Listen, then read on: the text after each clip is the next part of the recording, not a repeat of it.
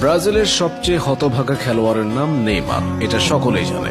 কিন্তু আমি যদি আপনাকে জিজ্ঞাসা করি আর্জেন্টিনার সবচেয়ে হতভাগা খেলোয়াড়ের নাম কি, তাহলে আপনি কার নাম বলবেন? আমার কাছে মনে হয় আর্জেন্টিনার সবচেয়ে হতভাগা খেলোয়াড়ের নাম পাওলো দিবালা। তার সুযোগ ছিল ইতালি বা পোল্যান্ডের হয়ে খেলার, কিন্তু তিনি বেছে নিয়েছিলেন আর্জেন্টিনাকে। কেন মনে হয় দিবালা হতভাগা, শুনুন তাহলে। দিবালাকে দেখবেন দিনের পর দিন পারফর্ম করে। আর্জেন্টিনার ভক্তদের মধ্যেও দিবালা অনেক জনপ্রিয় একটি নাম, কিন্তু কোনো এক অজানা কারণে দলের সিলেকশনের সময় এই ছেলেটা বাদ পড়ে যায়। আবার যদি কখনো দলের সিলেকশনের জায়গাও পায়, কিন্তু একাদশে জায়গা পায় না। অথচ তার কিন্তু সুযোগ ছিল আর্জেন্টিনা দলের পরিবর্তে পোল্যান্ড এবং ইতালির হয়ে খেলার, কিন্তু তিনি সেই সুযোগকে দুই পায়ে ঠেলে দিয়ে বুকে টেনে নিয়েছেন আর্জেন্টিনার জাতীয় দলের হয়ে খেলাকে। তার পারিবারিক ঐতিহ্যের কারণে দিবালা পোল্যান্ড এবং ইতালির হয়ে খেলার যোগ্য ছিলেন।